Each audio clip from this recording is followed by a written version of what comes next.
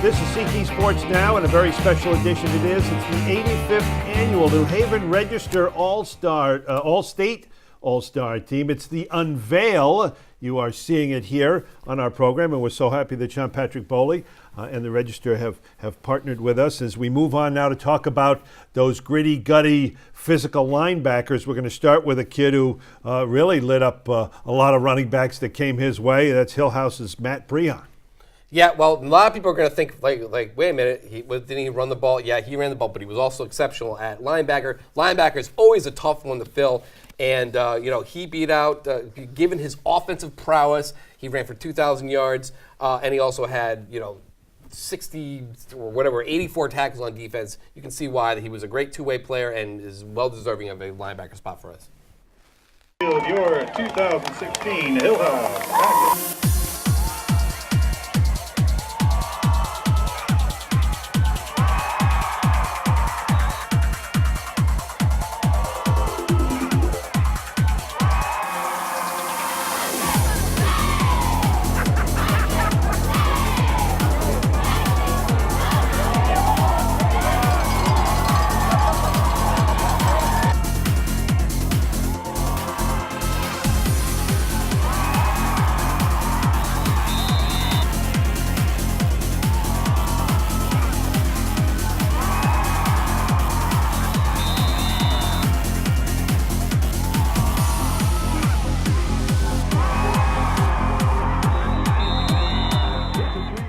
Yeah, here was a guy who was easy to find his highlights because you can get offense, defense, as is the case with many of these guys.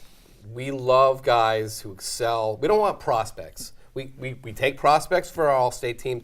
We want guys who excelled during their senior or their season that we are in question, and he excelled on both sides of the ball and helped them win a state championship, which is, can't ask for anything more than that. He was their best player on offense and defense.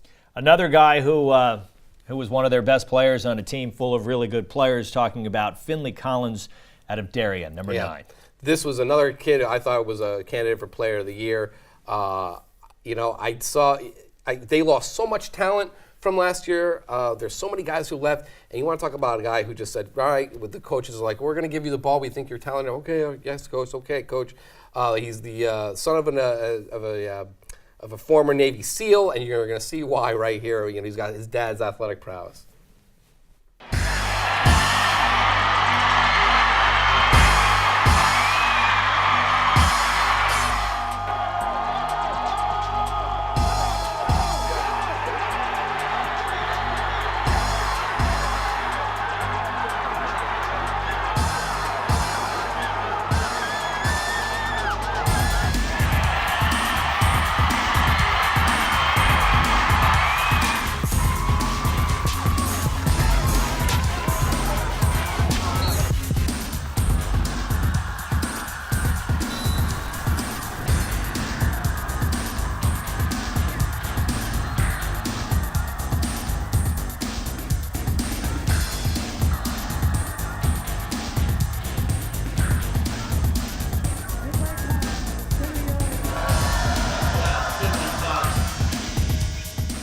The same thing we said about one of the New Canaan players. These Darien guys, you see that number 9 all over the field. Yeah, he was a stud, and he was a guy they went to constantly on offense.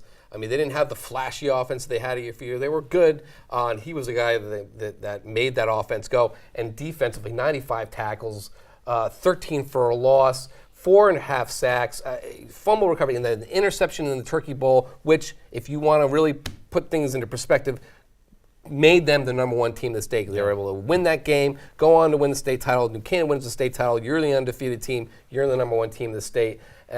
Plus, he led the team in offense, 973 yards, 12 touchdowns, and he also caught the ball 475 yards, 3 touchdowns. I'm out of breath. He did so much. He fits your criteria, right? At linebacker, he was he was the best player. I mean, Rob Schifone thinks he was their best overall player. And when you think about it, our next linebacker, eerily similar, playing for the Blue Knights of Southington, stepping into a team that lost a lot of players from a powerhouse team a year ago and playing both sides of the football exceedingly well. Vance Upham of Southington. Vance Upham is going to make, again, like Breon, remember him more because you hear his name a lot because he scores touchdowns and runs for almost 2,000 yards. Like Breon did, Vance Upham also ran for about 2,000 yards this season. But defensively, he was a beast. And, there was one bright spot in that Darien game. It was Vance Upham, the Darien semifinal game. It was Vance Upham, and defensively, he never took a play off. I don't care how many points they were behind. He just kept going and going and going. He had a lot of pride, and we like that in our first-team All-State players. Number 34.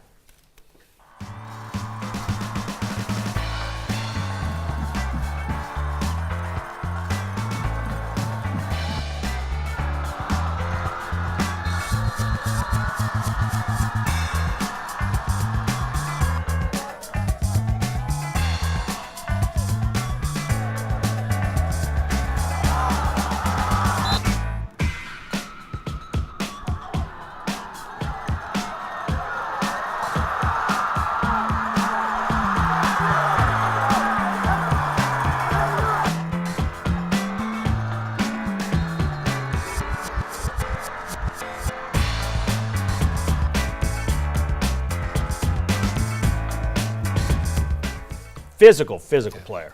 Physical player, two-way player, did it all on both sides of the ball. Helped Darien. Helped Southern get to the state semifinals and have another undefeated season in the CCC.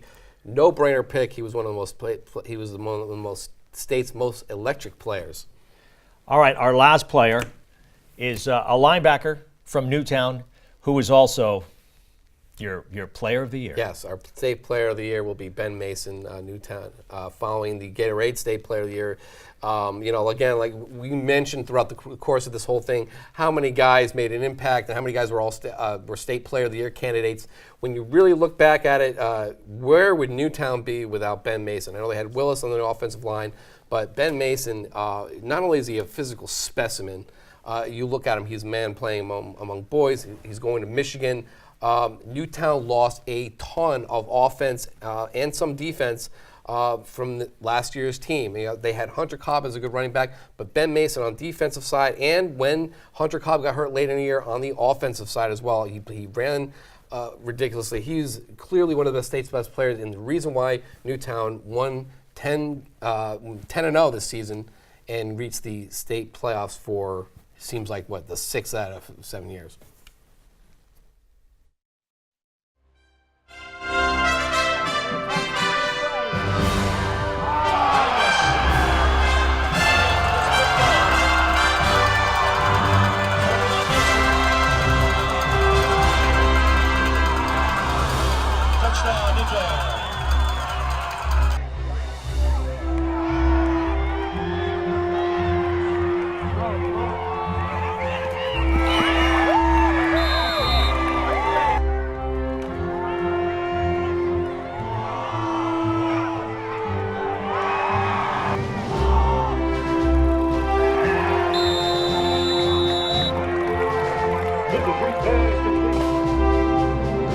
I don't really care whether I'm a fullback, tight end, linebacker. I just want to be on the field.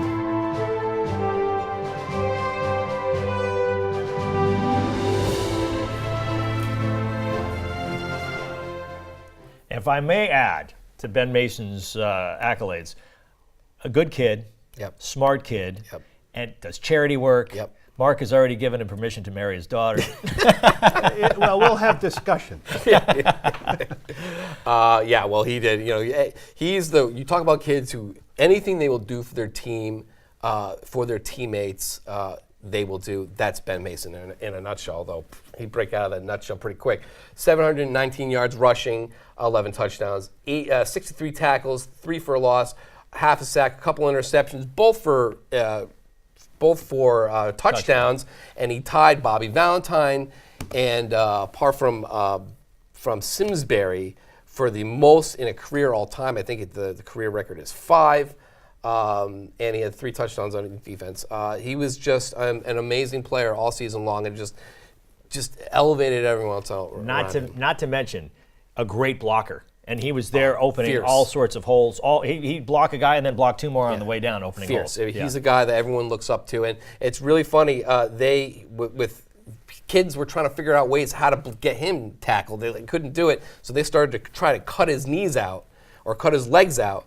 And what he was coached to do by his coach Steve George, who just resigned,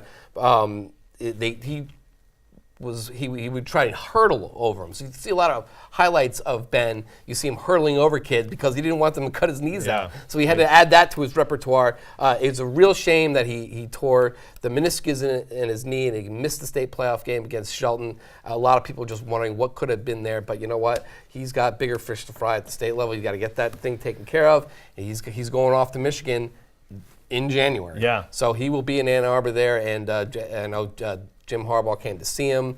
He was all on board, all ready to go. We cannot wait to see him play at the Big House next year. Representing Connecticut well, a nice young man. We thank you, Sean, and everyone, Sean Barker, your editor there, sports editor at the New Haven Register, and your fine team for sharing your All-State team with us here at the Vantage Sports Network and CT Sports Now. Great job as usual. Thanks for coming in. Mark Robbins, thank you for tuning in, and stay tuned for the defensive team too. We'll be running these for a while here on the Vantage Sports Network.